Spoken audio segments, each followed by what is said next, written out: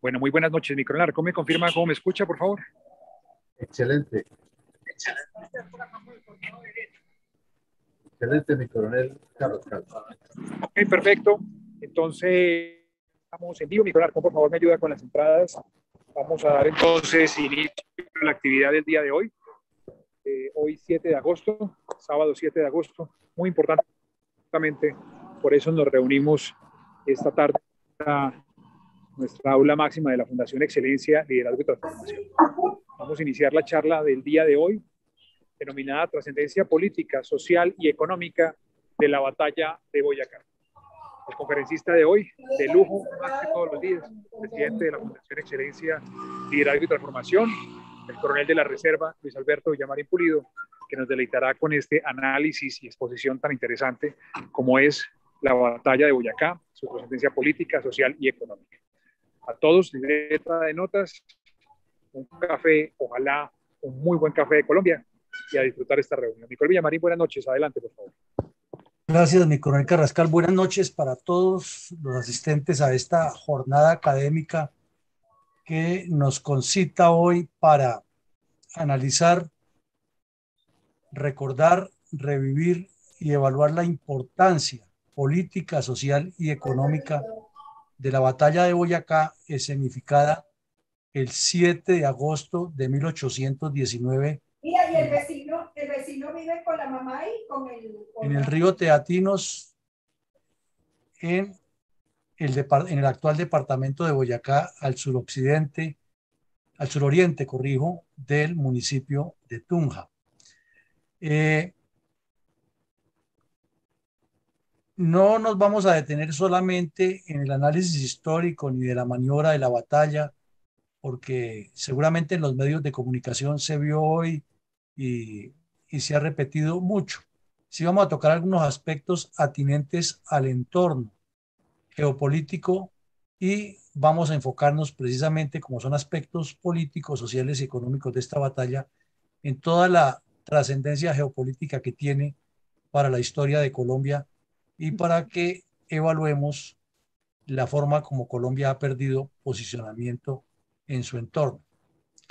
Ven ustedes ahí, esta foto es un cuadro histórico que se elaboró por algún pintor colombiano recordando esa gesta, y lo que más se resalta es la famosa Casa de Teja, desde donde el libertador Simón Bolívar dirigió a sus tropas por medio de mensajeros, y cuadro de cómo las tropas libertadoras o patriotas fueron causando la derrota del poderoso ejército español y cambiaron el rumbo de América.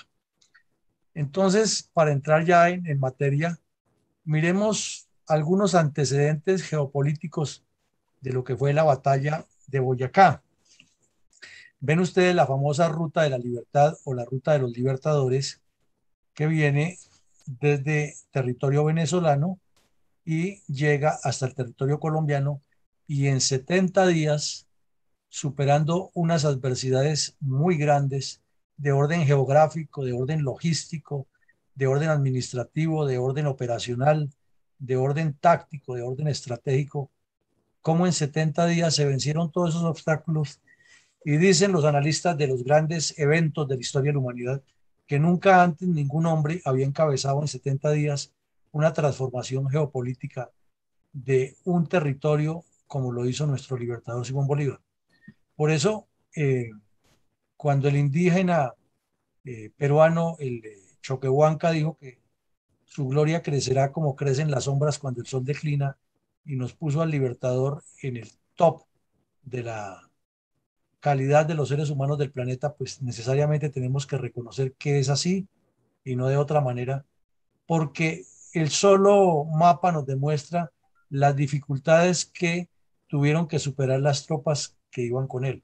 Desde luego, son importantes en ese proceso independentista todas las personas que lo acompañaron, los que lo secundaron, ninguno eh, puede ser desconocido ni se puede minimizar esa gran obra, esa obra magna que hicieron los libertadores, tanto de soldados venezolanos como soldados granadinos, que al fin y al cabo lo que causaron fue una transformación histórica que, como lo veremos, es bien interesante. Entonces, esa campaña libertadora en 70 días los colocó desde Venezuela hasta la capital de la Nueva Granada, que en ese momento era Santa Fe de Bogotá, llevándolos triunfantes y venciendo en mil dificultades. Esos episodios que se viven desde el comienzo de la campaña hasta llegar a Bogotá ameritan escribirse y reescribirse y analizarlos y llevarlos al cine y llevarlos a los libros. Y afortunadamente hay muchísimos documentos que cuentan todo lo que ocurrió realmente en este paso de los llanos completamente anegados por la época de las lluvias, como unos soldados que estaban acostumbrados a vivir en una forma tan primaria, con simplemente un pantalón corto, un mocho, como lo llamaban, y nada más, y sobre ellos su sombrero, como dice la canción, ellos sobre su caballo y sobre ellos únicamente su sombrero y una lanza o un machete, y con eso cruzaron el llano acompañando al Libertador en las dificultades más grandes. Pero si tuvieron dificultades en todo eso, en la medida que se fueron adentrando en territorio granadino y fueron subiendo la cordillera, pues tuvieron que superar otras dificultades tenaces, el clima, lo escabroso de la topografía, y como no podían entrar por un territorio donde estuvieran tropas españolas, porque obviamente perdían, o no tanto españolas, sino realistas, porque había gente de varias partes. Obviamente estaban en desventaja al estar subiendo la montaña y los otros esperándolo arriba, entonces tuvieron que hacer lo que en técnicas militares se llamaría una oreja estratégica y entrar por el páramo de Pisba a más de 4000 metros con soldados nacidos en el altiplano, acostumbrados a andar descalzos, con un mocho, como decimos, con un pantalón corto y con un sombrero apenas, y cruzar ese Ande tan fuerte, tan difícil de cruzarlo, y se necesitaba un gran líder, un hombre como Simón Bolívar, y quienes lo acompañaban para que los convenciera y no los dejara de volver. Naturalmente que hubo deserciones, hubo personas que murieron porque el clima les afectaba los pulmones, les producía las famosas pleurosis y se morían, porque además de ellos los acompañaban las mujeres y muchas mujeres embarazadas subieron la cordillera con un vestido de raído y desarrapado, y así recibieron a sus críos, y así muchos de esos niños nacieron y vivieron después tanto en Venezuela como en Colombia. Esto es épico, es real, no es imaginación de guionistas de Hollywood, y así está escrito en documentos muy serios como las memorias del general O'Leary, como los informes de la campaña libertadora, la correspondencia que intercambió la vanguardia de Santander con el Libertador, la correspondencia que intercambiaron las distintas unidades que salían a ser descubiertas del terreno, los decretos que dictó el Libertador para obligar a los jóvenes de toda la región a que fueran al ejército, y los demás documentos que ha ido construyendo la historia con testimonios, con memorias, con personas que estuvieron allí, con relatos y reconstrucciones. Desafortunadamente, pues la imagen de esta campaña libertadora, como todo lo que tiene que ver con nuestra historia, lo han desfigurado y lo han utilizado en distintas formas, con distintas intenciones, y eso ha minimizado la realidad de lo que ocurrió. Pero eso dijéramos que es en términos militares, y que a lo largo de esta ruta hubo varios combates muy famosos, el de Paya, el Pantano de Vargas, que es increíble cómo después de estar completamente derrotado el ejército, un coronel venezolano, Juan Rondón, aprovecha su liderazgo y se lanza con 14 lanceros contra una compañía completa de infantería, un batallón completo de infantería realista, y los desarticula completamente por la contundencia de la carga y el arrojo de sus lanceros. Eso no está, sin los anales de la épica de la historia, y es lo que queremos resaltar hoy desde la parte militar. Y luego el hecho de armas, como lo veíamos en la batalla de Boyacá, que ya es simplemente lo que llamaríamos en estrategia militar la explotación del éxito alcanzado en Paya, Gámeza y Vargas, por mencionar algunos de los sitios donde hubo combates.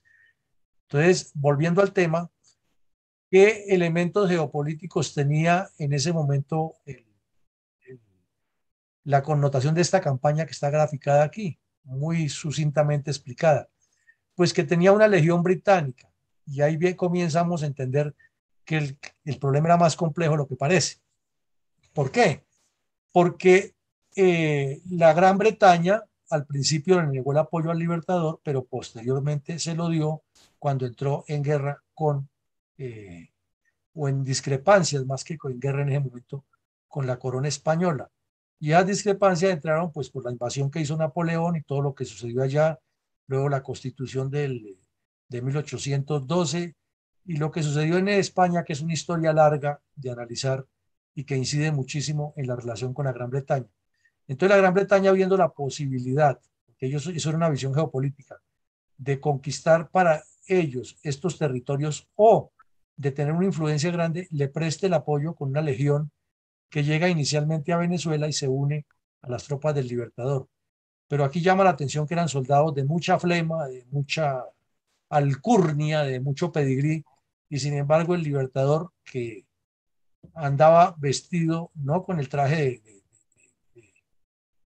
de gala que siempre lo colocan en las fotos, sino él andaba vestido igual que los demás, con sus botas, esas sí no las quitaba para nada porque eran sus botas de montar, pero usaba era una camisa blanca, una camisa normal o ropa normal, y pues cuando entró al páramo tendría que cobijarse mejor máxime que él sufría mucho de los pulmones por problemas que tenemos. Pero realmente eh, eh, esa legión británica, haciéndole caso a un tipo que ni siquiera tenía uniforme militar y que los mandaba y los hacía cumplir órdenes, era porque tenía un don de mando y una autoridad impresionante, el Libertador, y tenía otros oficiales muy brillantes bajo la dirección de él, que entre los que estaban el general Santander, el general Sublet, el general Anzuategui y otros oficiales de menos graduación muy brillantes que estaban allí al lado de él y hacían que su ejemplo y su dedicación fuera apenas un referente para que la Legión Británica respetara y obedeciera al Libertador como unos soldados más. Sabemos que entre ellos había coroneles, tenientes coroneles, mayores, formados en escuelas militares. Y aquí, pues Simón Bolívar era el único que tenía una formación realmente escolástica, porque los demás han sido formados oficiales al ritmo de la guerra. El único que ha pasado por una escuela de las milicias de Aragua fue el Libertador y tenía alguna formación militar que la había complementado en sus estudios en Europa, pero los demás todos eran formados al calor de la guerra. Entonces, interesante que había una legión británica y que era dirigida por un oficial hispanoamericano, el Libertador, y otros oficiales que lo secundaban, que estaban al lado de él y comandaban también y tenían autoridad sobre ellos. ¿Qué otro aspecto geopolítico había? Pues el famoso periódico El Correo del Orinoco, con el cual el Libertador había hecho una gran difusión de las ideas libertarias en toda la zona, especialmente en los límites de Colombia y Venezuela. Y pues obviamente eso se multiplicaba, pero en esta región tenía mucha fuerza en el Orinoco, el famoso diario o el Correo del Orinoco, en el cual se publicaban esos puntos de vista y esos documentos.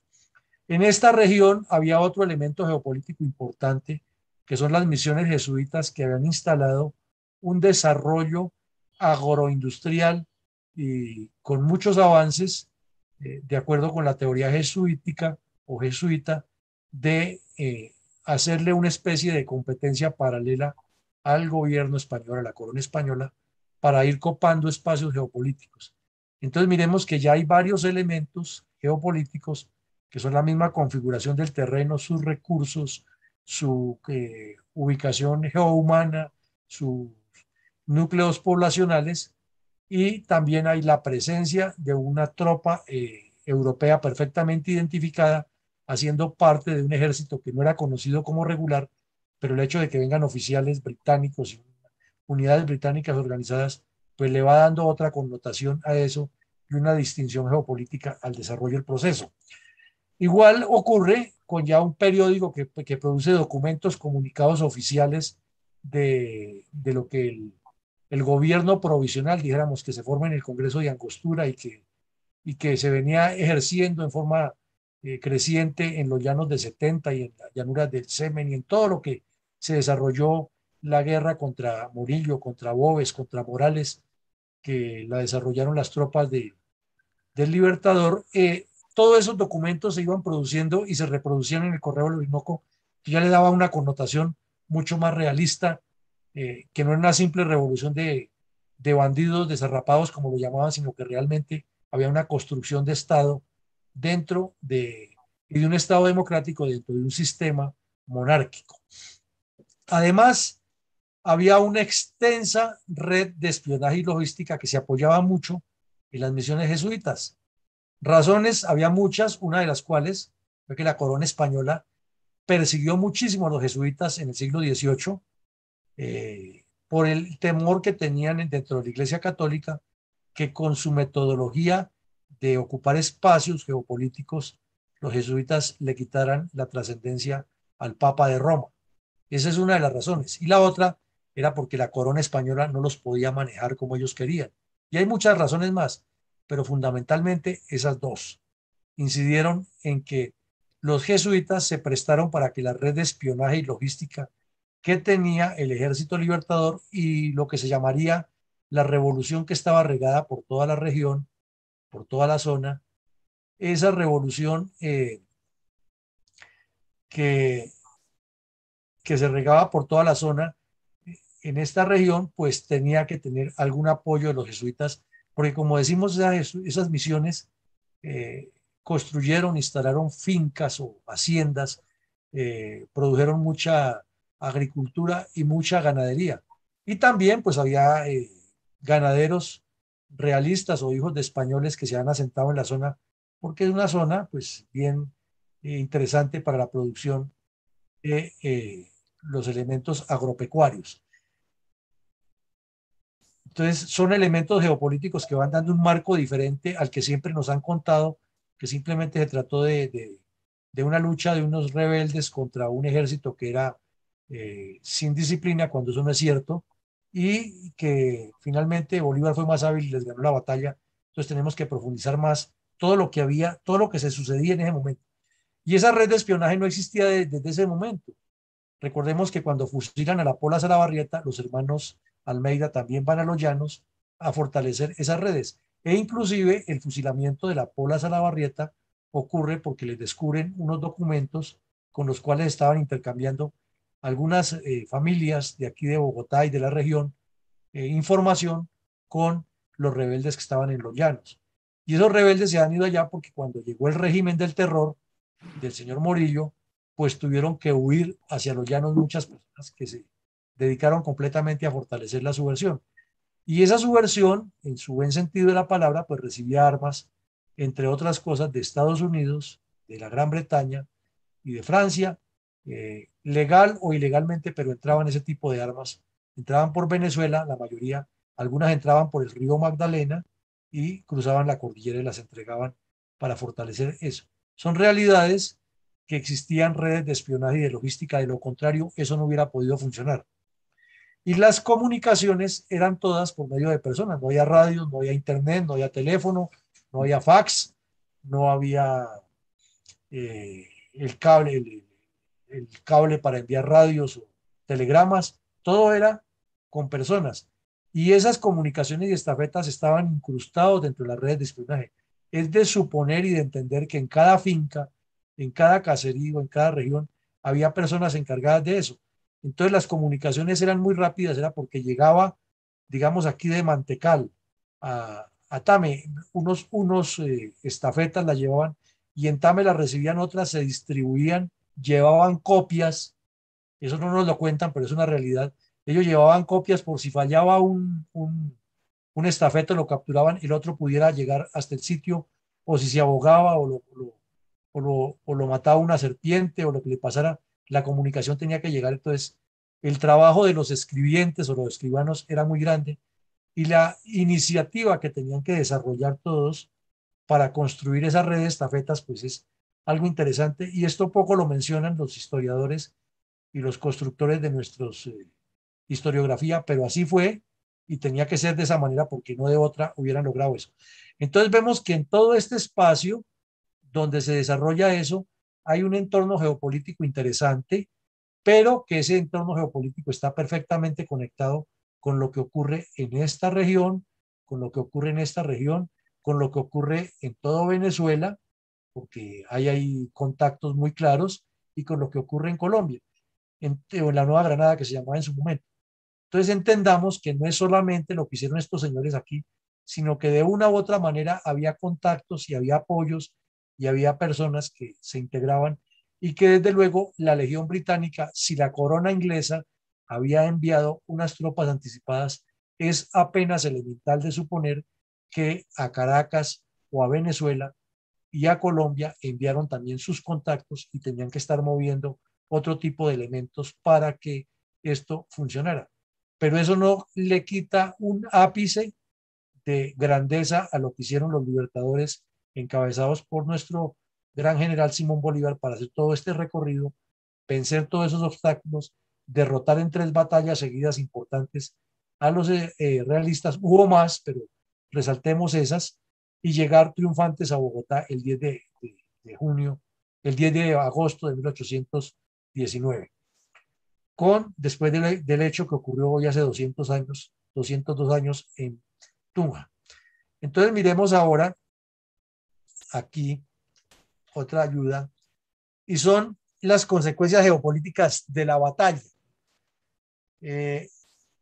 ¿Por qué es importante en geopolítica la entrada triunfal a Santa Fe del Libertador con Santander, con Anzoátegui, con Zulet y con los otros oficiales que lo acompañaban en ese famoso cuadro donde a una de las Ibáñez le está entregando una corona, que pues no teníamos en ese tiempo el WhatsApp y la cámara para tomarla instantánea, pero así fue. Entonces el que reconstruyó ese cuadro más o menos describe lo que pudo haber pasado en ese momento, toda la ciudad agolpada alrededor de la Plaza Mayor, y unas niñas muy bonitas, las más bonitas que viven en la ciudad, vestidas a la mejor usanza de la época, entregándole las coronas y la bienvenida a los libertadores en cabeza del libertador, y ahí se entró con su uniforme de gala naturalmente. Entonces ese cuadro, como está reconstruido, indica que así fue el 10. ¿Y por qué eso? Pues es lo alegórico, lo anecdótico.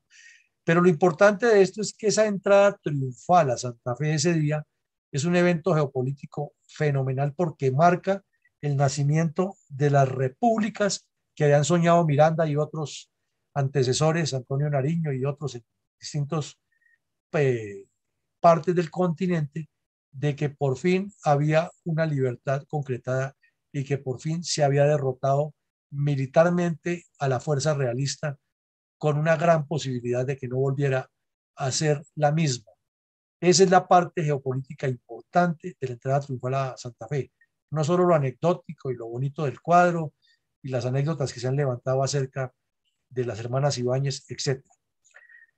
Luego viene otra parte que en términos militares se llamaría las campañas de limpieza, que es lo que hace el Libertador enviando a algunos de sus grandes soldados a que hagan una limpieza en distintas regiones, y envía a Córdoba y a Maza, al río Magdalena y Antioquia, al general Antonio José Anzoátegui, un gran soldado, desafortunadamente murió, parece que fue de un paro cardíaco, por lo que se puede analizar en esta época, pero en ese momento no había la medicina suficiente, y seguramente dijeron como en su época, le dio una novedad y murió. Pero pues mirando los documentos y lo que existe, parece que fue un paro cardíaco el que se llevó a ese gran soldado que participó en la independencia de nuestra patria. ¿Y qué es importante de las campañas de limpieza? Pues que le causó una extensión geopolítica al gobierno provisional que se instaló en Santa Fe, y que de entrada pues lo presidía Simón Bolívar, pero que se lo entregó a un gran organizador que fue el general Santander. Le entregó a que organizara la parte legal y la parte administrativa, mientras él se dedicaba a continuar la guerra y a dirigir las operaciones militares en el resto de lo que él quería libertar. Y esas campañas de limpieza son importantes precisamente por eso, porque quita los reductos realistas de esas regiones, ya que se necesitaba que el río Grande de la Magdalena, o río Magdalena, como lo conocemos mejor, estuviera absolutamente limpio para que hubiera un canal directo entre Cartagena, Barranquilla y Santa Marta con Bogotá, pero había que limpiar primero esa parte para luego caerle a esas tres plazas y librar otras batallas hasta dejarlas completamente limpias, y no fue fácil. Entonces, en ese sentido es que decimos que las campañas de limpieza había que hacerlas, y otras que se hicieron hacia el sur, porque no vamos a creer aquí que porque Simón Bolívar entró triunfante a Bogotá, a los 5 minutos estaban los WhatsApps en Pasto y en Popayán y en todas partes diciendo ya se cayó Santa Fe, el virrey salió corriendo y ya esto quedó perfecto y ahora todos somos granadinos. Eso no fue así. Y eso es lo que en apariencia nos pintan en los textos de historia básica, pero la pelea que tuvieron enseguida fue grande. Muchos combates pequeños que no quedaron grabados en la historia, sino que se han ido reconstruyendo o por memoria oral o por que quedó algún documento en algún municipio, en algún archivo de una notaría de un pueblo, y se han ido reconstruyendo, pero hubo muchos enfrentamientos entre realistas y patriotas.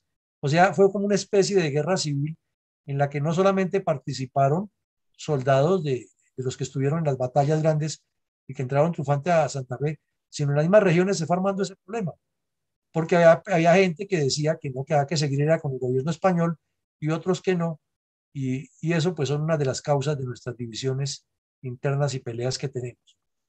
Luego vino algo grandísimo que fue cuando el libertador Simón Bolívar logró que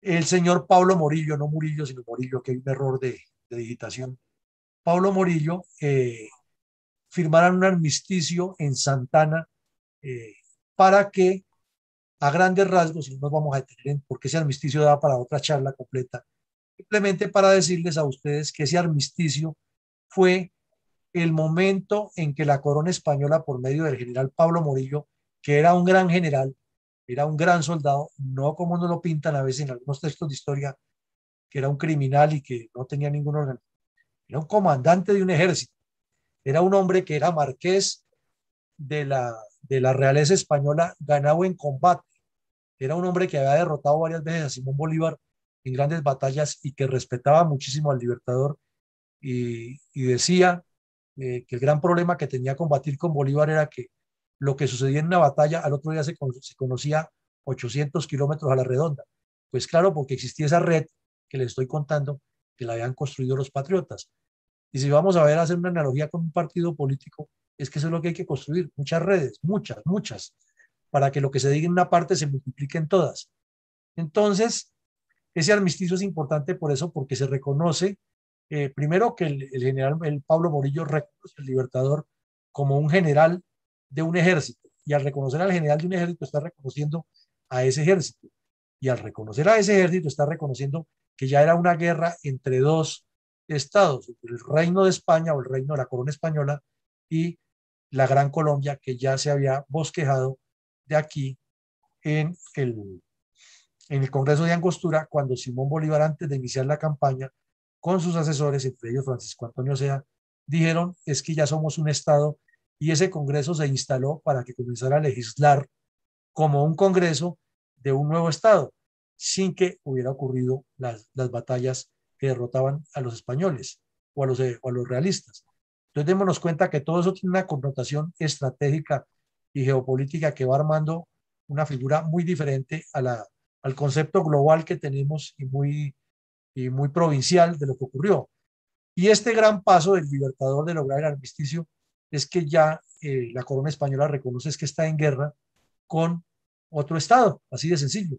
Es decir, es como si estuviera en guerra con Francia, con Inglaterra, o Austria, con los reinos de Italia, ya estaban en una guerra. Y esa guerra pues ya exigía unas normas que han sido muy cuestionadas, que se cumplieron, que no se cumplieron, pero ese no es el punto de hoy. Bueno, y viene algo interesantísimo, que es lo más grande del sueño del libertador, que fue fortalecer a la Gran Colombia. La Gran Colombia, como la vamos a ver en el mapa, eran 3 departamentos. Era el departamento de Venezuela, el departamento de Cundinamarca y el departamento de Quito, y formaban la Gran Colombia. La Gran Colombia. Y ese era el sueño, pues que inicialmente lo tuvo Miranda, pero que Bolívar lo concretó con quienes lo acompañaron. ¿Y por qué es un aspecto geopolítico trascendental? Porque pues era el punto de partida para consolidar el gran sueño de la Unión Americana que tenía el Libertador, que le había escrito o bosquejado en la Carta de Jamaica y en el Manifiesto de Cartagena, o en otros manifiestos menos importantes o menos conocidos, como el Manifiesto de Carúpano, o su sueño del delirio de Casacoima, o las proclamas que hacía donde llegaba, o lo que dijo en la inauguración del Congreso de Angostura, o lo que dijo en X parte. Todo tenía una visión geopolítica muy importante. Y la Gran Colombia era su gran sueño. Era el punto de partida, incluido el Istmo de Panamá, que fue fundamental. Pero aquí vienen los primeros problemas geopolíticos, que fue el empréstito de la vergüenza. Entonces, ese empréstito de la vergüenza, se han escrito muchísimos documentos y es una de las grandes vergüenzas que tenemos aquí en nuestra historia.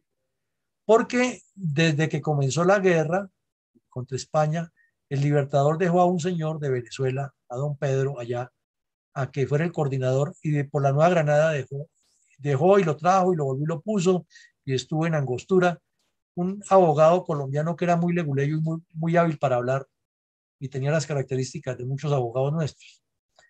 Una de esas, que le gustaba bastante la buena vida y los billetes. Y entonces el señor Francisco Antonio Sea viajó y se dedicó a darse la vida de gran rey. Él creía que era parte de una monarquía que estaba aquí, y se malgastó un poco de dinero, y ese empréstito fue una vergüenza y tuvieron que revalidar los préstamos. Y luego, cuando se revalidaron, pues con más intereses, y como el Libertador, ya lo dijimos, se dedicó a continuar la guerra, entonces tuvo que afrontar ese préstamo o ese empréstito el general Santander. Y de ese empréstito pues han surgido mil conjeturas, una de ellas que por, la, por el mal manejo de los recursos se inició la incorregible división que hubo entre Bolívar y Santander, porque parece que varios de los funcionarios que estaban ahí tenían las uñas largas y las costumbres que traían de la colonia, y se quedaron con muchos recursos. Y fuera de eso, nos tocó pagarle a Inglaterra como 20 veces lo que ha prestado por el mal manejo que le dio el señor Sea, que primero pues, pagó todos sus gastos y luego les mandó migajas aquí, tuvieron que renegociar ese préstamo. Hay muchos libros, documentos textuales acerca de esa verdadera tragedia administrativa que fue el empréstito de la vergüenza. En medio de eso, ¿qué ocurrió? Que la provincia de Panamá, que hacía parte de las provincias de Centroamérica, y las islas de San Andrés y Providencia, o el archipiélago de San Andrés y Providencia, pues se unieron al Libertador, desde luego, sí, el ganador. Entonces se rebelaron contra la corona española, esas sitios que les nombro, Panamá y el archipiélago, y se unieron a Panamá. Y ese pues fue otro espaldarazo al sueño del Libertador, porque el Libertador lo había dicho muchísimas veces: Panamá tiene que ser el istmo que une a Oriente con Occidente, debe ser el epicentro donde llegue el comercio, debe ser el epicentro donde llega la diplomacia, la cultura, todo el intercambio, y donde nos tratamos de igual a igual con el viejo continente. Ese es el gran sueño del Libertador. Y lo propuso, inclusive dijo que la capital de esa gran Colombia que él quería, debía ser en Ciudad de Panamá. Pero es que él estaba mirando mucho más allá que los miopes que lo rodeaban. Él estaba mirando, no era que fuera la capital de la Gran Colombia, él como sí entendía de geopolítica, porque es el único líder latinoamericano que ha entendido de verdad lo que es la proyección geopolítica de un continente. Lo que el Libertador miraba era que la ubicación estratégica de Panamá era mitad para el norte y mitad para el sur, y desde ahí se podía gobernar todo un continente. Vean ustedes esa visión tan grande de ese hombre. Pero desafortunadamente los que estaban al lado de él querían era su pedacito, cada uno quería ser el dueño de la finca de Atogrande, el otro quería que le dejaran nomás el Bogotá y alrededores para él. En Caracas, Páez, que no era un tipo inteligente, lo que era un gran guerrero, entonces decía que él porque se iba a dejar manejar de Bogotá, y armó un problema, y hay unos problemas que son históricos, que no los vamos a tocar hoy, pero que fueron gravísimos y generaron esa división. Entonces Bolívar, al ver a Panamá y soñarla como el centro del continente, decía que había que hacer un congreso donde se reunieran todos los pueblos. Y comenzaron las envidias, las intrigas, los odios, lo que pasa en todas las organizaciones humanas. No le pasó solamente al Libertador, en todas. Entonces, pero ¿cómo así que este nos va a unir? ¿Pero cómo así que va a ser el comandante que además de que libertó a Ecuador, entonces quitémosle el mando? Y el Congreso colombiano aquí en Bogotá, encabezado por quien estaba en el gobierno, se pusieron de acuerdo para quitarle el mando y evitar que fuera el general triunfante en la batalla de Ayacucho. Envidias, intrigas, bajezas. Entonces ese Congreso anfictiónico, perdón, pues se extendía por todo el continente y llamaba dificultades, porque estaba el Brasil en poder de los portugueses y tenían un rey allá. Paraguay tenía unas dificultades grandes, había un dictador bravo allá, en Argentina había otro, en Chile había otro, y la dificultad estaba muy grande y no era posible. Y como Bolívar le ha ganado la mano a San Martín, como dijo San Martín a su ayudante, nos ganó de mano el Libertador, pues era muy difícil que estas personas entendieran de qué se trataba su sueño. Y la dificultad de las comunicaciones que había hacia ese lado era más complejo, ¿no? Porque así el Libertador tuviera unos buenos estafetas que llevaban las comunicaciones, del otro lado para acá no había la misma sinergia, porque lo veían era como el que se viene a apoderar de lo que nosotros libramos, al punto que ustedes saben que en el Perú le han metido en la cabeza a los estudiantes que el Libertador del Perú no es Bolívar sino San Martín. ¿Por qué? Porque San Martín entró primero a Lima, pero realmente el que ganó, quien ganó las dos batallas que le dieron la libertad al Perú, pues todos sabemos que fue el Libertador Simón Bolívar. Sin embargo, como la historia la cuenta quien le escribe, ahí se quedó y no hay forma de cambiar eso por ahora. Pero el Choquehuanca sí le dijo, su gloria crecerá como crecen las sombras cuando el sol declina. Entonces, finalmente, este Congreso anfictiónico contó, sin que Estados Unidos se lo buscara, con la complicidad de varios estados o de varias repúblicas que ya se han formado en el continente, que por torpedear al Libertador, porque no fuera él quien lo dijera, se tiraron la reunión y al llegar a Panamá, entonces no llegó intencionalmente el plenipotenciario de Estados Unidos, el de México también llegó tardecito y el de otras partes, porque como así que el Libertador viene a mandarnos en México si nosotros tenemos la combinación de la hidalguía de los caciques indígenas y lo que nos trajo don Hernán Cortés y etcétera, etcétera, de todos los cuentos que hemos vivido en Latinoamérica. Entonces, finalmente no se pudo, asistieron unos pocos, se aplazó para hacer una segunda reunión en México, pero eso ya fue como un relleno y no se pudo, y este Congreso anfictiónico que se organizó en 1826 bajo la dirección del Libertador, hubiera sido el punto para que este continente fuera en este momento la potencia principal de todo el mundo, porque tiene todos los recursos, habla un solo idioma, tiene unas culturas muy parecidas, unas tradiciones, pero los pequeñitos, los enanos que se pegan al pie de las botas de los gigantes son los que generalmente entorpecen porque se atraviesan por todas partes y no dejan dar los pasos grandes. Entonces, el Libertador, eso es un hecho fundamental en la geopolítica del continente y es algo que debemos revivir, no al estilo Chávez de volver todo el continente comunista porque Bolívar era comunista, no. Es pensar que ese sueño del Libertador tiene todavía forma de hacerse y de integrar toda la América en un sueño y en un proyecto que nos una con infraestructura por tierra, que nos una con puertos muy grandes, que nos una con educación, que nos una con intercambios culturales, con el tránsito de todos los ciudadanos desarrollando este continente, es decir, algo completamente diferente a lo que tenemos ahora.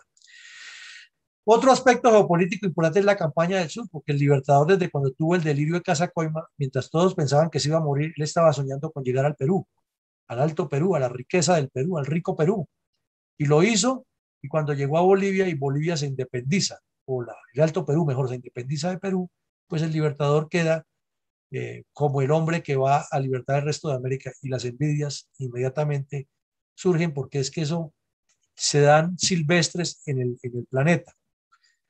De eso surge otro elemento geopolítico que es la doctrina Monroe. Estados Unidos, que venía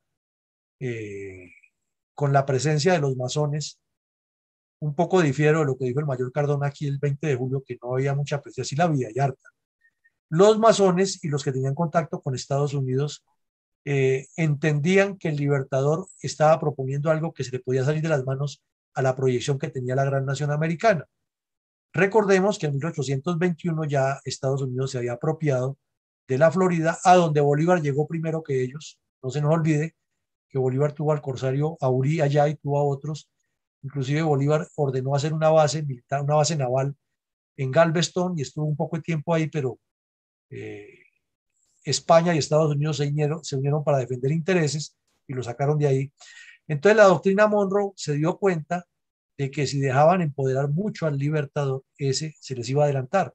Entonces ellos se adelantaron y sacaron la famosa doctrina de América para los americanos. En esencia decían que era América, o sea, la Unión Americana, y eso es cierto, pero en el fondo tenían una proyección más grande y gracias a nuestras élites en el continente, comenzando por las mexicanas, le estaban dando lo que llamamos en términos colombianos la papaya suficiente para que esa doctrina Monroe se fuera apropiando de la visión geopolítica del continente y nuestros dirigentes, todos muy expertos en filología, en leer novelas en francés, en hablar bonito, en tener unas élites reunidas que creían que eran descendientes de la combinación de los grandes emperadores, se dedicaron a otra cosa y entonces el continente fue quedando a la deriva, el sueño del libertador se quedó atrás, comenzaron a surgir México, por ejemplo, surgió el famoso emperador Iturbide, después de ser un general de la independencia se convirtió en emperador, no tenía otro título, emperador.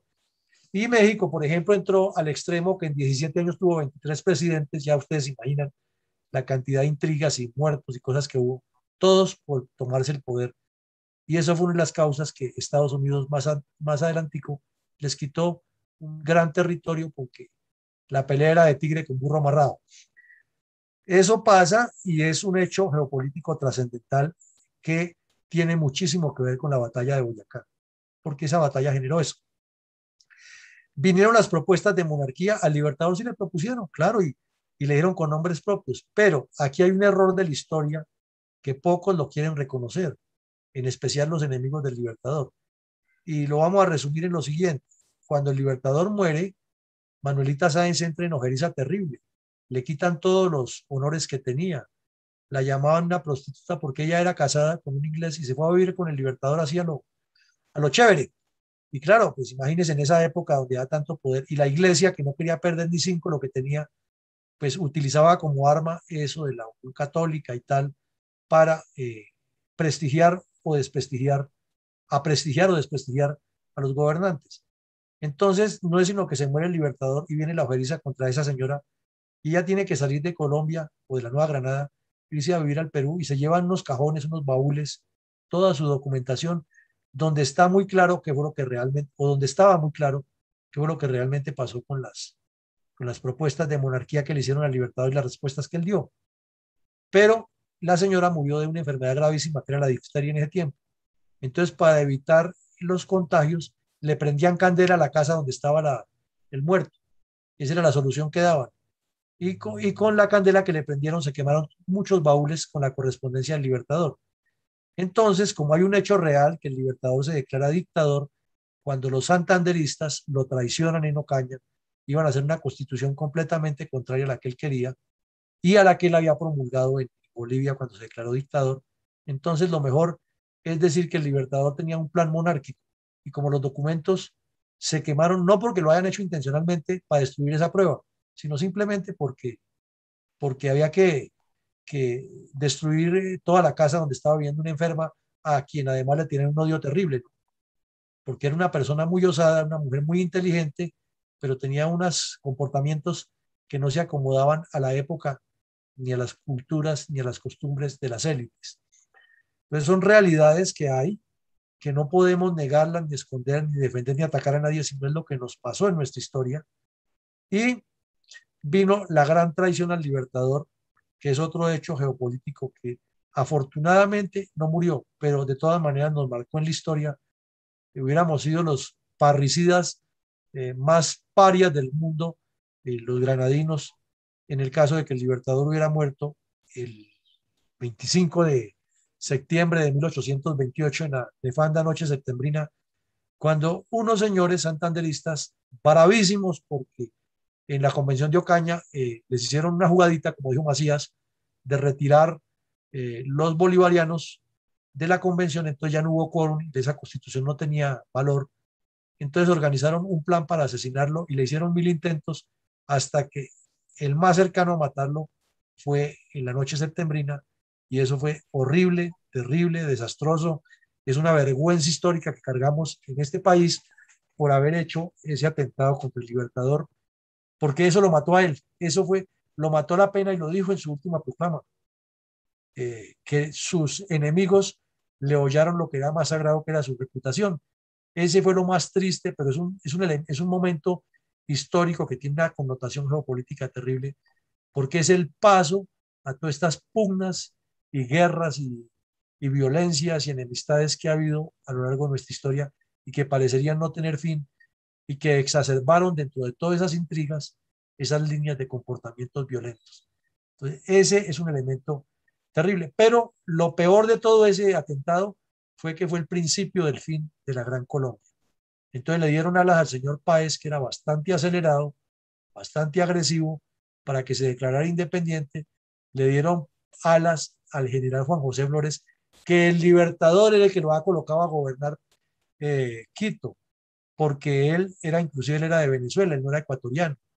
Y allí vivía el mariscal Sucre, que era quien ha debido gobernar esa zona. Pero desafortunadamente, el mariscal Sucre, que era el otro Bolívar que había ahí y que tenía toda la visión y sabía todo lo que pasaba porque era el confidente número uno, lo asesinaron miserablemente para que no fuera a ser la continuación de Bolívar. Había que seguir, era con un santanderismo, un liberalismo, una cuestión distinta. Es terrible lo que hicieron y nosotros en la historia, si queremos contarla como es, no nos podemos poner a darle vueltas. Al Libertador lo mataron con esa noche septembrina y con el asesinato de Sucre.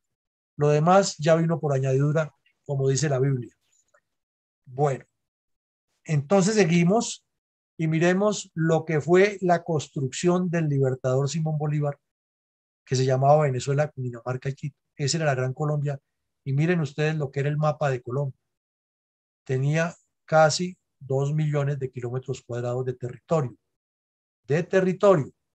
No estamos hablando de mares todavía. De territorio. Más de 2 millones de kilómetros cuadrados. Y hoy en día tenemos 1 millón larguito.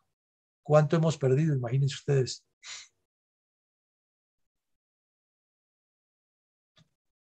Aquí miramos cómo Colombia fue perdiendo territorio después de que se disolvió la Gran Colombia, que no se ha debido disolver, esto debía ser un solo país. Inclusive, como hablaba Simón Bolívar, una gran confederación uniendo a Perú y a Bolivia para formar una sola gran confederación con Panamá, y ese sería el centro que manejaría el resto, sería el imán que dirigiría el resto del continente. Pero los que vieron que tenía esa intención, tanto aquí dentro de Colombia como en todo el entorno, había que bloquearlo porque ese no puede ser más grande que yo, ni nada. Ese, es mejor que nos acabemos aquí entre todos a mordiscos, pero que ninguno saque la cabeza. Entonces miren ustedes los tratados con los que Colombia fue perdiendo. El número uno, en el año de 1907, el señor Vázquez Cobo, papá de Vázquez Carrizosa, que también fue canciller y que lloraba por los dos ojos izquierdos a pesar de que el papá fue un general conservador. Este general conservador, que fue uno de la guerra de los 1000 días, que facilitó allá la pérdida de Panamá, también firmó otro documento en 1907 con Brasil, y mire el pedacito que perdimos, miren este pedacito tan chiquitico que perdimos. Entonces uno no entiende, en una selva como la amazónica, los que hemos estado allá sabemos que esto es teoría. ¿Cómo así que una línea recta a Papor y Leticia aquí? Una línea recta por la selva, cuando los límites normales entre los países de este trópico son por los ríos. Entonces a Colombia le correspondía era todo esto, pero este señor fue y firmó y Colombia perdió este pequeño pedacito. Ustedes imaginan con lo que se ha desarrollado el mundo y lo que vale un pedacito, un metro de selva arborizado, ¿cuánto vale esto en términos de defensa del ecosistema y de todo lo que hay adentro ahí, las riquezas que puede haber en el subsuelo de la selva amazónica por la firma de un señor? Mire lo que regalamos. Entonces, ¿qué pasó esto sin que sigamos avanzando mucho? Eso alebrestó a Perú para que nos invadiera en 1911 y Perú vino y dijo, no, pero es que los límites de Perú tienen que ir es por aquí. Y vino y se tomó a Leticia y llegó hasta la Pedrera aquí, en esta zona, en este punto. O sea que todo este trapecio que nos lo armó el señor Vázquez Cobo, así a las buenas, terminó en la ambición de Perú. Entonces, para satisfacer eso, para satisfacer esa ambición de Perú, entonces en 1916 se firmó otro acuerdo que uno no entiende, porque si los límites de Colombia iban por aquí, por el río Amazonas, simplemente pasaron a ser por el Putumayo y Ecuador se quedó con todo este territorio.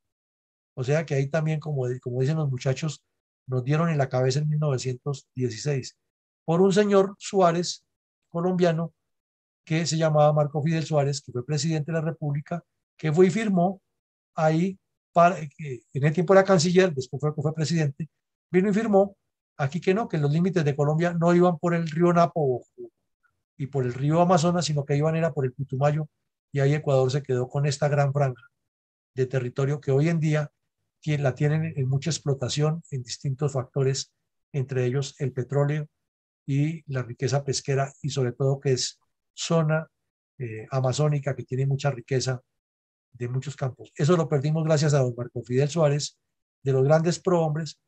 Por eso les decía en otra conferencia que comparto plenamente el concepto del doctor Indalecio Líbano Aguirre, que las galerías de prohombres de Colombia están llenas de mediocres. Bueno, y en el año 22, entonces, como consecuencia de la invasión que nos hizo Perú, vino otro genio que se llamaba Lozano. El señor Lozano vino y firmó un documento, un pacto en 1922 con el Perú, en el cual le cedió un poco de territorio. Entonces, esa fue la causa de lo que les contaba, que el Perú ya en 1932 estaba un coronel que era bastante arbitrario de presidente de facto en Lima y ordenó invadir a Leticia con un poco de tropas de civil con el cuento, una jugada del estilo Chávez y Maduro, por dicho, que eran los civiles peruanos los que venían a reclamar su territorio aquí, pero era gente armada. Eso ocasionó una guerra con el Perú. Entonces, ¿por qué? Porque el señor Salomón les había entregado todo esto que ven ustedes aquí. O sea, de donde termina el límite con el Ecuador, él ya se lo había entregado en el 32, en el 22, corrijo. Y los peruanos decían que no, que este pedazo también era de ellos y volvieron al cuento de la pedrera de 1911, entonces que este trapecio también era para ellos.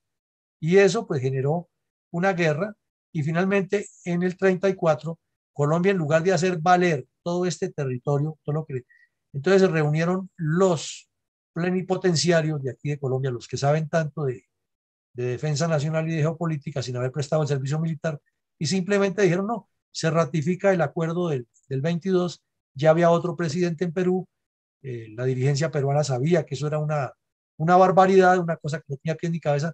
Ah, bueno, no, perfecto, nos validan y ahí perdió Colombia este pedacito. Cuando lo que ha debido decir colombiano, los límites de Colombia llegan hasta el Amazonas y es que es lo lógico, es lo lógico. Si ustedes miran el mapa y si así era la Gran Colombia y había una uti possidetis juris, ¿por qué la cambian? Porque nuestros diplomáticos fueron y firmaron allá lo que no se ha ido a firmar. Aquí tenemos también que en 1891 el tatarabuelo de la ex canciller Holguín, entonces fue y le regaló a la señora Sofía, reina de España, le regaló todo el tesoro, el poporo de oro con todos los tesoros que encontraron, agradeciéndole el gran detalle de que ella había hecho en 1891 un laudo, como no existía derecho internacional, entonces vino a España y nos dio un laudo de los límites que habían entre Colombia y Venezuela y aquí también se perdió otra parte que como vemos en los mapas está trazada con unas líneas eh, rectas. Eso indica que hubo en tres partes, se perdió eso. Y pues eso ya pasó así y no hay nada que hacer. Y en 1941 entonces se hizo la revalidación de la sentencia del Consejo Federal Suizo por medio de este tratado de don Luis López de Mesa, que era un experto escritor, un experto que sabía dónde iba la coma y el punto y coma y no, mejor dicho, era el experto para que ningún documento quedara con el mínimo error. Pero como era de eso, de las familias 1A, fue a negociar y miren ustedes las consecuencias. Y seguimos bajando. En 1924 entonces vemos a otro genio que fue y reconoció, revalidó la separación de Panamá, porque la separación de Panamá se hizo en 1903 con unos eventos que ya hemos hablado aquí y se perdió todo este territorio colombiano simplemente porque Panamá se separó. Colombia en ese momento no reconoció la libertad, la independencia, pero Estados Unidos les doró la píldora y les alegró el oído a los dirigentes colombianos con que les iba a dar una millonada de reparación de Panamá. Y si nos ponemos a mirar los archivos históricos de esa época, fueron candentes debates en el Congreso y en los medios de agresiones y tal, porque Panamá, porque había que recoger esa plata y en qué la invertían. Y finalmente la invirtieron como ustedes ya se imaginan. Entonces, ¿y cómo desembolsó Estados Unidos al fin ese dinero? Pues con este tratado Vélez-Victoria que dijo que Panamá era independiente. Y en ese tratado tuvieron que ver mucho los bisabuelos de la canciller Holguín, los hermanos Jorge y Carlos Holguín, ambos generales, ambos excomandantes del ejército y ambos ministros de Relaciones Exteriores o cancilleres. Por eso es que parecería que la Cancillería colombiana ha estado endosada a la familia Holguín y sus familiares. Resulta que en 1739, aquí en la Mosquitia, el oriente de Nicaragua, esto se lo asignaron a la Nueva Granada. ¿Por qué? Porque por la distancia que había San Andrés, porque desde Ciudad de Panamá, o perdón, desde Cartagena se abastecían y se ejercía un control sobre esta zona. Esto era colombiano.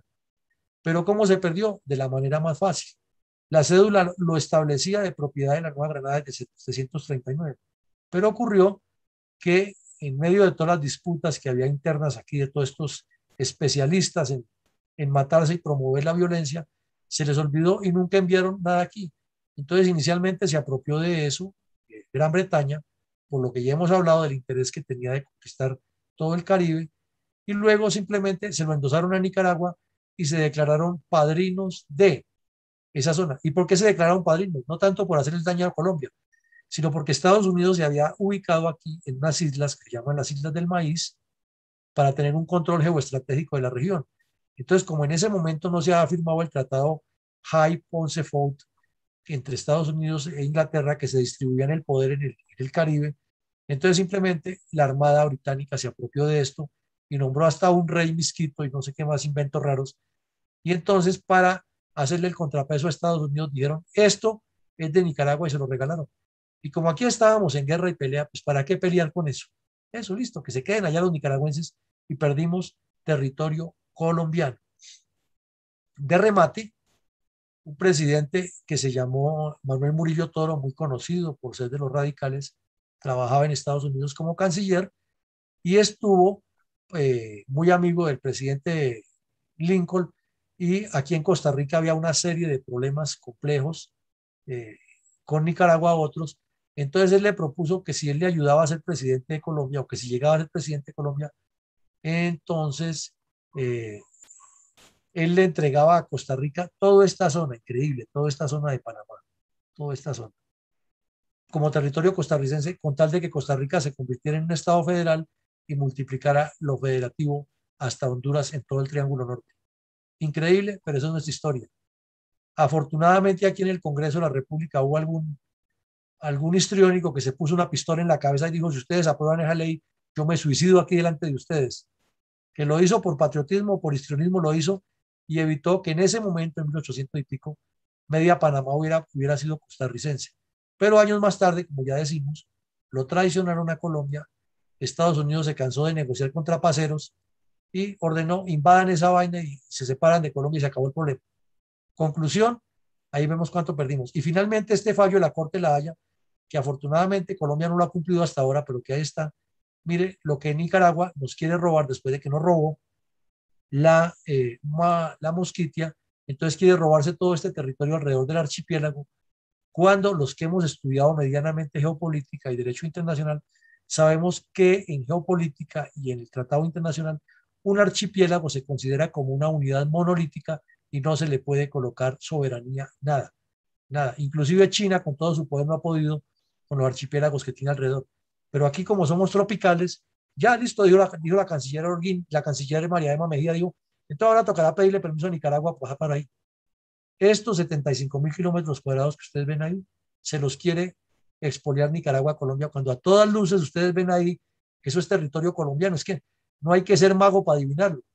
Y más si esto era nuestro, entonces Nicaragua no tendría ningún derecho sobre el Atlántico. Pero es lo que hay, es lo que tenemos y tenemos que ser realistas. Conclusión, más del 45% de nuestro territorio continental y una buena porción del territorio marítimo se ha perdido en eso. Eso da para muchas charlas más, porque cada caso hay que analizarlo concretamente. Ahora miremos aquí la prospección geopolítica que nos deja, después de tanto haber perdido, lo que nos sigue dejando lo que tenemos, que es lo que tenemos actualmente. Esta es fundamental, esta, de llegar aquí y romper este tapón del Darién y unir los dos mares. ¿Para qué? Para devolverle el favor de los que nos traicionaron y para colocar aquí algo más sólido. Bueno, pero además ustedes lo ven, es que el mapa habla solito. Miren toda esta zona verde tan espectacular. Miren la forma de unir a Venezuela con el Ecuador, o por aquí bien pegado al piedemonte llanero, o subiendo el ferrocarril por todo este piedemonte que el territorio se presta y sacándolo hacia acá o hacia acá, y que Venezuela construya sus ferrocarriles. Y luego buscarle la forma en la parte más angosta que ese ferrocarril, con la tecnología que hay hoy en día, atraviese las tres cordilleras y llegue al Pacífico, y entonces Venezuela tiene una salida al Pacífico. Pero si lo queremos hacer más fácil, o más fácil no, sino complementario, entonces por aquí está la fórmula, miren. Por aquí está la fórmula para llegar al Pacífico, sin decir que no se deba unir toda la red de ferrocarriles. Claro, eso demanda mucho trabajo, mucha constancia, pero es visión de Estado que se debe construir a largo plazo. Entonces, a pesar de todo lo que hemos perdido, ahí ven ustedes. Aquí está muy borroso lo de los mares, pero lo vamos a ver enseguida. ¿Cuáles son las fronteras de Colombia? Son con 11 países, no, porque usualmente en las escuelas de educación colombiana se enseña es que Colombia limita con la República de Venezuela, con la República del Brasil, con la República del Perú, con la República de Ecuador y con la República de Panamá, y que esto es Colombia, lo demás no es. Y resulta que si miramos el mapa como es, Colombia limita con Costa Rica, con Nicaragua, con Honduras, con Haití, con Jamaica y con República Dominicana. 11 países limita Colombia. Y todo este mar, como ustedes lo ven aquí, suma entre uno y otro 1.000.000 de kilómetros cuadrados. Y que ese 1.000.000 de kilómetros cuadrados no es sino abrir un tapón aquí, porque hay muchos ríos que lo facilitan, y quedan ese 1.000.000 de kilómetros cuadrados integrados a un solo desarrollo y serían el punto de unión de Oriente con Occidente, que son el Libertador, y le facilitaría inclusive a Venezuela que para que sus buques salgan o lleguen con el apoyo a Venezuela y las Guayanas, no solamente eso, y al oriente del Brasil. Entonces no tengan que darle la vuelta por el canal de Panamá, que es engorrosa, es muy lenta, sino que con un canal más rápido por aquí les disminuye costos a todos y facilita la unidad del mundo. Así es de que esto debe ser un objetivo muy grande de los colombianos. ¿Qué otra cosa miramos aquí? Que Colombia tiene límites marítimos con Ecuador y que desafortunadamente esta zona del Pacífico, donde están nuestros recursos, mire todo lo que perdimos, mire todo lo que perdimos por perder a Panamá. Todo este mar, si ustedes miran este mar haciendo el espacio, equivaldría más o menos a 400.000 kilómetros cuadrados. Imagínense ustedes, 400.000 kilómetros cuadrados de mar para explotar las riquezas que hay ahí. Y fuera de eso, Colombia siendo la verdadera dueña de este canal, o que se abre aquí, y extendiendo toda su proyección geopolítica hacia el resto del continente e integrando, que es lo más importante, al resto de países. Y si se piensa que el Ecuador necesita y el Perú necesitan entrar también al Pacífico más rápido o al Atlántico, pues necesariamente hay que abrir un ferrocarril aquí. ¿Para qué? Para no dañar el ecosistema y para evitar asentamientos humanos y aprovechar las zonas donde se pueden hacer puertos bien grandes para que sean los puertos de entrada al país y robustecer el de Buenaventura y el de Tumaco. O sea, hacer que la costa, el litoral pacífico sea lo de los grandes puertos. Entonces, ahí nos queda pensando lo que fue el sueño del Libertador, lo que él quería de tener aquí el epicentro del gobierno de Latinoamérica y a donde hemos ido llegando, reduciendo nuestro país, agarrados entre nosotros mismos, cuando tenemos la misma cultura, los mismos proyectos, en lugar de integrar una zona grande, para pensar eso. Entonces, 200 años después, para cerrar la charla, vemos la realidad de lo que está 202 años después de lo que fue el sueño libertador. Panamá, separada. Venezuela, víctima de una profunda crisis que no se la merece ese pueblo, ni se la merece su riqueza, ni se la merece su historia, pero es lo que tiene Venezuela en este momento. Colombia, preservando la herencia histórica de caudillismos, y lo vemos que todavía seguimos soñando y pensando, así la realidad nos está frente a los ojos a 10 centímetros diciendo que no es con caudillos, sino con proyectos que se arregla esto, y el 90 y no sé cuánto por ciento de los colombianos siguen soñando que aparezca otro caudillo que le dé el rumbo a esto, cuando lo estamos viendo aquí en la graficación, que lo que necesita es un proyecto de Estado. Ecuador sigue con las profundas decisiones de lo que sembró el señor Flores, parecería que se hubiera quedado estancado en el tiempo, y viven en las mismas peleas. El país, claro, se ha desarrollado muchas cosas, pero en la mentalidad de los dirigentes parecería que estuvieran viviendo en la época de Flores y ahí se quedaron. El territorio colombiano está disminuido en más del 45% de lo que era en su momento. El ideario geopolítico del Libertador, en el olvido, lo han manipulado. Los comunistas dicen que ellos son libertadores, que son bolivarianos. Los delincuentes de las FARC diciendo que ellos son los verdaderos bolivarianos. Y ahí tenemos un sueño geopolítico y una idea completamente desvirtuada. La OEA, que nació como consecuencia del Libertador, todos sabemos, la hemos analizado aquí varias veces, no tiene la trascendencia ni la dimensión que debería tener, porque sus secretarios generales tampoco dan la talla. Son simplemente funcionarios políticos de los países a quienes los gobernantes, porque les han hecho favores, los promueven, y la diplomacia del continente en medio de componentes los eligen. Pero que haya una organización de estados americanos con un tanque de pensamiento pensando en Latinoamérica en un solo bloque, nunca lo ha habido. Y Estados Unidos lo sabe, pero le conviene que sea así, porque pues, para eso les ofrece hasta sede allá. Digamos la sede aquí para que estén contentos y hablen inglés y se sientan superiores a los de sus pueblos. La tensión en la relación de Estados Unidos con Latinoamérica sigue, no ha cambiado, y mientras haya gobiernos de izquierda y derecha y esos enfrentamientos nuestros, pues esa tensión va a ser latente. Entonces no hemos avanzado tampoco nada en 200 años. España perdió ese imperio que decía que no se ocultaba el sol, y hoy España es un país mucho más pequeño que Colombia y con un Producto Interno Bruto importante, pero tampoco es la novena maravilla sobre el planeta y hace parte de los problemas de Europa, no de las soluciones de Europa. E Inglaterra se alejó del Caribe, tiene ahí sus posiciones, pero no tiene una influencia geopolítica. Entonces, si lo miramos desde otro lado, para cerrar, diríamos que 202 años después, no se podría decir que todo es un fracaso, porque se han hecho cosas y se ha avanzado, pero que realmente el tiempo es muy escaso si miramos, lo comparamos con la historia de Europa o de China o de Japón, que son culturas milenarias, que nos falta todavía madurar mucho, pero es que la educación nos está abriendo muchos caminos y la tecnología y la comunicación nos tienen que permitir un salto cualitativo y cuantitativo para cambiar en eso. Por eso, como corolario, como fundación, insistimos que 202 años después del triunfo del libertador Simón Bolívar, que nos dejó con sus generales, coroneles y oficiales que lo acompañaban y soldados de las dos naciones, o de tres naciones, porque había también británicos y había franceses y había también un portugués, que era el que inclusive manejaba la imprenta del Orinoco, un brasileño también había por ahí, hubo de varios países, sueco hubo uno también.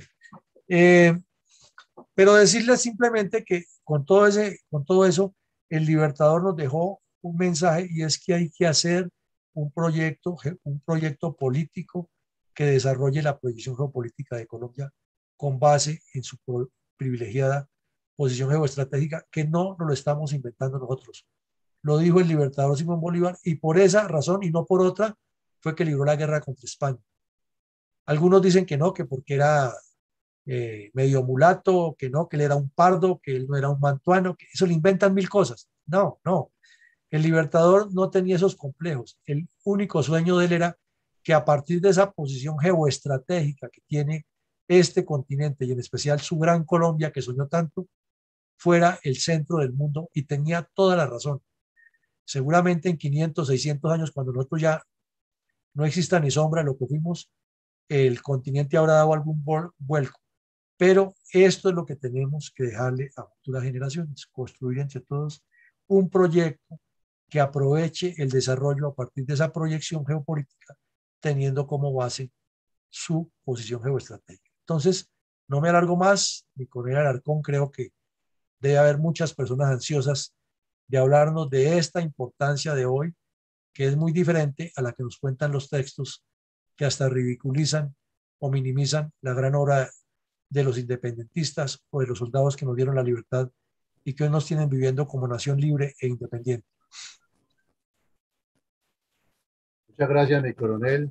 Excelente conferencia, muy actualizada. Definitivamente es mucho lo que hemos perdido y si seguimos en la misma tónica no vamos a quedar con nada. Ha levantado la mano el coronel Carvajal y esta es una cordial invitación a todos los que deseen intervenir, además de dejar sus preguntas, sus aportes en el chat. Utilicen los 2 minuticos para que formulen sus preguntas cortas y concretas sobre la temática, no repitiendo la conferencia. Y eh, son cordiales todas las preguntas que salgan alrededor de la presente temática. Mi coronel Carvajal, tiene usted la palabra. Gracias, señor coronel Alarcón. Buenas noches. Gracias, señor coronel Villamarín, por transmitirnos la historia en la forma como lo acaba de hacer, con esos antecedentes geopolíticos y esas consecuencias geopolíticas tan bien concluidas. Quisiera hacerle una pregunta. ¿Qué concepto tiene usted de los 8 años de Gaviria en la OEA? Gracias. No, pues muchísimas gracias, mi coronel. Esa pregunta sí me la han hecho varias veces en varios escenarios académicos, sobre todo cuando hemos hablado del tema de la pérdida de San Andrés.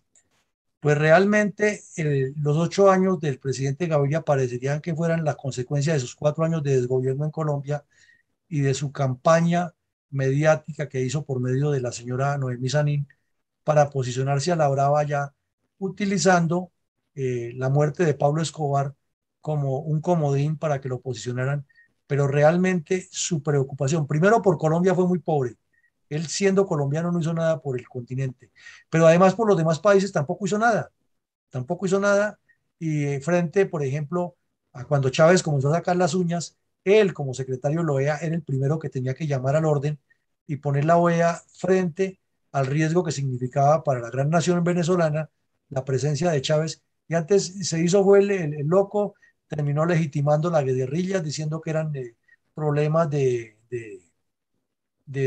sociales y que no estaba probado que en Venezuela recibían apoyo y le sirvió más de comodín a la guerrilla colombiana y al terrorismo y al mismo narcotráfico y se dedicó siempre a defender la legalización del narcotráfico sin entrar a buscar más profundidades, pero en general para el continente, porque pues ya era el secretario de todo el continente, se supondría que hubiera trabajado para todo el continente, no fue un buen secretario, pero sí fue muy hábil, trapacero, para, como le digo, aprovechar su experiencia de 4 años de trapacería para hacerse reelegir otros 4 en la OEA. Y seguramente si en Colombia hubiera habido reelección, también hubiera hecho lo mismo. Mi concepto personal es que él es un político nefasto para Colombia y para el continente y que aún ya en el retiro, ya hay más de 70 años de edad que tiene, cada vez que abre la boca es para hacerle daño al país y no para proponer algo positivo. Muchas gracias. Muchas gracias. Villamarín. Vamos a irnos de abajo hacia arriba y vamos a hacerle un llamado a la ingeniero Rosita que es la única dama que tenemos en el aula. No sé si quiera intervenir en este momento con mi coronel Villamarín. Adelante, ingeniera Rosita. Gracias, coronel Alarcón. Por favor, respetemos la solicitud que ha hecho Gerardo Terán primero y con mucho gusto después yo tendré una intervención. Gerardo, tienes la palabra. ¿Quién se iba a imaginar que a esta edad mía iba a tener esta clase? Por Dios, qué clase.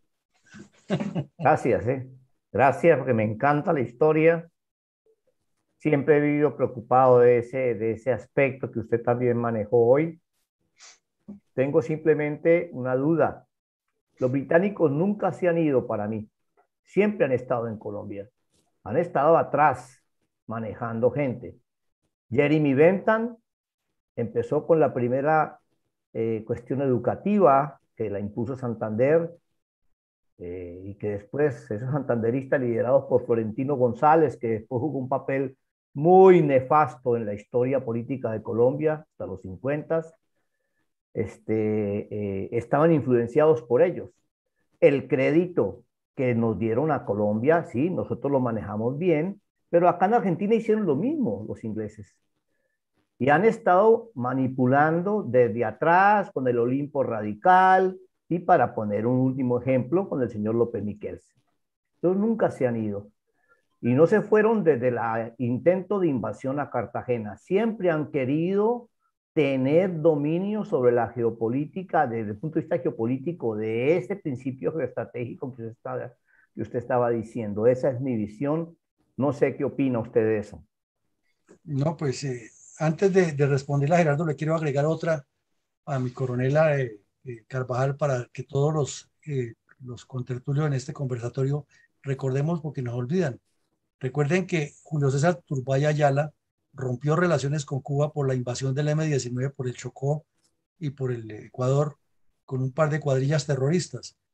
Eso fue en 1981, que fue posterior al secuestro de la embajada dominicana, y con esa plata financiaron un entrenamiento en Cuba, un poco de bandidos, y entraron por Colombia y el ejército los golpeó muy duro, y entonces en ese momento el presidente Turbay se vio obligado a romper relaciones. Y 12 años, 11 años después, ya siendo presidente Gaviria, lo primero que hizo como presidente fue restablecer relaciones con Cuba. Y ese fue uno de los argumentos que él tuvo para que Noemí Sanín, que dice que es conservadora, ella es conservadora, pero que dice que al partido que le ofrezca candidatura ella lo representa, así dice, no estoy inventando yo, ella es una teoría de Noemí Sanín, ella representa la candidatura del partido que le ofrezca, pero es conservadora. Ella era la canciller y fue la que le consiguió ese nombramiento a Gaviria. Entonces, eso no suma para entender quién fue César Gaviria como secretario general de la OEA. Respecto a lo que dice Gerardo, aquí sí que hay tela para cortar. Y vamos a hablar de uno de los episodios tristes que nos ocurrió recién libertados y recién muerto el Libertador. Es que en Panamá, un cónsul panameño, un cónsul británico asesinó a un panameño, a un colombiano. Entonces el juez de allá lo metió a la cárcel y eso dependía del Tribunal Superior de Cartagena, y entonces el proceso se trasladó a Cartagena. Cuando venía de regreso,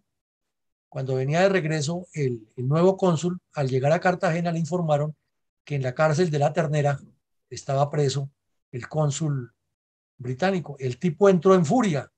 ¿Cómo así que un británico detenido en una cárcel por estos indios arrapastrosos, miserables que son, no nos dan ni al tobillo? Eso no me puede aceptar.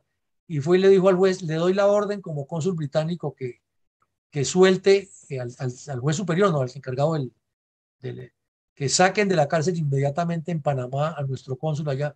Y entonces el juez le contestó, Colombia es una república soberana, usted es un representante diplomático, tiene que respetarla o me toca retenerlo aquí y enviar una nota a Bogotá para que lo deporten. Fue más o menos la respuesta que le dio el juez.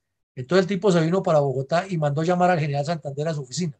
No fue al palacio, sino lo mandó llamar a su oficina, y el general Santander fue a su oficina, fue a la oficina del tipo. Eso está escrito en los anales diplomáticos de Colombia y toda la historia. Y entonces el general Santander fue allá a la oficina y le cumplió la cita entonces el tipo dijo, general, necesito que dejen libre al cónsul porque eso es una afrenta y le voy a colocar una denuncia a Colombia en no sé dónde, en un tribunal en Europa y nos tienen que pagar una indemnización por el daño que le causaron a un gran ciudadano inglés. Porque si él mató a un zarrapastroso, eso tiene valor, muerto. Aunque ustedes no lo crean, el general Santander llamó al general José Hilario López y le dijo, váyase para la costa y arrégleme ese problema y que ese expediente lo archiven, le den la libertad, le ofrece disculpas públicas y lo coloca nuevamente de cónsul con todos los honores en Panamá. Historia patria nuestra. Entonces vinieron y le cumplieron la orden, se le presentaron al embajador y le dijeron, ya arreglamos eso, señor ministro plenipotenciario británico de su majestad. Digo, entonces ahora necesitan dos cosas, un desagravio público, porque esto no lo podemos soportar nosotros. ¿Y saben quién era el embajador o el delegado de negocios mientras todo eso pasaba? Era el general Francisco Florencio Leri, que ha sido el ayudante del Libertador en la Guerra de la Independencia, pero que ahora trabajaba sin problema para el gobierno de Santander. Historias nuestras que les sigo contando. Entonces el embajador exigió que le pagaran una suma de 6.000 libras en el tiempo, que eso era un cojonal de billetes, y Colombia terminó pagándolas con intereses. Pero además de eso, el general Santander mandó a las señoras que bordaban en Bogotá a que le bordaran un pendón grandísimo ahí en el Palacio de San Carlos para un banquete de honor a su majestad, la reina Victoria. Y entonces todos los grandes políticos colombianos pasaron e hicieron la reverencia muy decente ante la imagen de su majestad y con eso le hicieron el desagravio al embajador de la Gran Bretaña. Historia dolorosa nuestra. En esa época la reina Victoria comenzó con la expansión del mundo y ordenó robarse el África y le cumplieron la orden los subalternos. Ordenó robarse el oriente de Europa y se lo robaron. Por eso la época victoriana fue tan brillante. A la vez que la reina Victoria se dedicó a reclutar en Europa a los mejores talentos y por ejemplo el Crystal Palace, donde se hizo la primera feria internacional, es obra del esposo de ella, que era alemán y que trajo a los mejores alemanes para que lo hiciera. Y así de cualquier parte del mundo se llevaron los tesoros. Dicen que en su momento uno de los primeros ministros británicos pronunció una gran frase. Es que la Gran Bretaña tiene una pequeña isla, pero nuestro caucho está en Ceilán o en Sudamérica, nuestros diamantes están en África, nuestro oro está en tal parte, el carbón lo tenemos en tal parte. Y si los españoles decían que es el imperio donde no se pone el sol, en nosotros es el imperio donde nunca se opondrá la historia. Más o menos era la frase de los británicos. Entonces ellos han estado presentes en todo y pues la prueba es que vienen y se ocupan las Malvinas. Ocupan las Malvinas que no son de ellos y se están ahí y todo lo que sabemos es que la historia es larga, pero vinieron y de esas humillaciones ya estimulados y alebrestados por los ingleses, después tuvimos el episodio Cerruti también con el italiano que era casado con la hija de Tomás Cipriano Mosquera y otras, porque Europa intentó varias veces volverse a tomar a Latinoamérica, varias veces, y el general Mosquera en su primer gobierno le declaró a los europeos que les hacía la guerra. Eso para decirles a ustedes que incidió en los tratados que hicieron Estados Unidos y Francia e Inglaterra en 1850, que es el tratado Powell-Culver, si no estoy mal, en los nombres de los dos que lo firmaron para repartirse, porque uno de los intereses de la Gran Bretaña era construir el canal de Panamá, y como ese tiempo era de Colombia, entonces se anticiparon con Mosquera y firmaron el pacto para construirlo en 1855, como efectivamente se hizo, con la condición de que Estados Unidos le prestara seguridad a la isla, y eso gracias a que ya se ha firmado el pacto que les digo es que no me acuerdo si es Powell-Culver, algo así, es los dos que participaron. Pero eso para resumirles que Inglaterra llegó y en una borrachera un capitán de navío le dijo a otro capitán de fragata en un buque, usted es nombrado el rey Francisco Ferdinando I, rey de la Mosquitia. Eso parece un chiste. El otro día el tipo se posicionó de la Mosquitia, que es la que perdimos nosotros, y la corona británica le dio el respaldo y lo declaró Lord de la corona. la reina Victoria. Eso es cierto y no ha dejado de ser.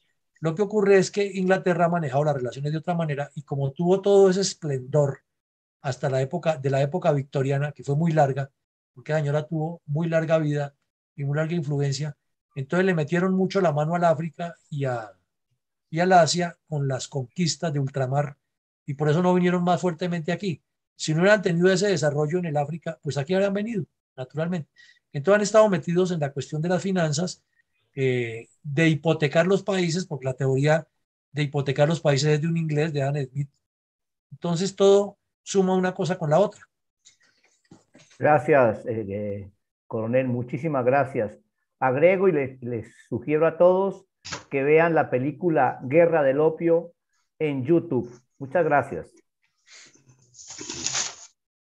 Muchas gracias, Gerardo. Muchas gracias, mi coronel. Mi coronel Carvajal está pidiendo de nuevo la palabra. No sé, Rosita, si es que le va a replicar algo a mi coronel. No, adelante. No, gracias. No estoy pidiendo la palabra. De pronto se me quedó la mano arriba. Muchas gracias. Sin embargo, he visto la intención de mi coronel Iván González de hablar. Sí, también está ahí. Entonces, le cedo el turno porque me encanta escuchar primero varios conceptos antes de emitir el mío. Mi coronel González, tiene usted la palabra y después sigue la doctora, la ingeniero Rosita. Adelante, pues, mi coronel. Muchas gracias, mi coronel. Buenas noches para todos. Quiero regresar a lo que enfatizó usted, mi coronel Villamarín, el conocimiento geoestratégico y geopolítico del Libertador, que yo lo he notado más significativo en la Carta de Jamaica, en muchos de los hechos que usted mencionó, pero para mí son muy significativos la Carta de Jamaica, la actitud con San Martín, el Congreso, sobre todo el Congreso anfitriónico, porque esa alianza que él proponía de las naciones americanas para defenderse de la alianza europea monárquica que quería reconquistar el continente entre Rusia, Austria y Prusia. Esas monarquías se consideraban de que como ellos eran monarcas que tenían la autoridad delegada por Dios, eran representantes de Dios en la tierra, entonces que eran la mejor forma de gobierno. Y por esa convicción, entonces, claro, el sistema republicano que aquí estaban haciendo en América, pues les era de su total rechazo. Pero Bolívar era muy consciente de eso, a pesar precisamente de lo que usted decía, no había teléfono, internet, ni telégrafo, ni radio, ni televisión, ni nada de esas cosas. Estaba muy enterado, porque en la Carta de Jamaica es el recuento específico de prácticamente el futuro de todas las naciones de aquí de América, o al menos de las más trascendentes. Y si hubiéramos mantenido ese espíritu, pues no habríamos perdido tanta soberanía. Habríamos tenido al menos la mínima idea de preservar al menos el territorio, así no fuera inclusive el que nos otorgaba el utis possidetis. Pero de todas maneras todo eso se perdió. Por esa razón, bueno, pues yo sería hasta partidario, aunque tiene sus detractores en algunos temas, que volviéramos a revivir el viejo librito que me gusta releer de Nao y Arrubla. Por aquí lo tengo, se los muestro. Es 111 años, porque el presidente Carlos R. Restrepo lo refrendó como texto de educación histórica para Colombia. Si hubiéramos conservado al menos durante más de 100 años este librito en las escuelas, tendríamos un pensamiento geopolítico más grande.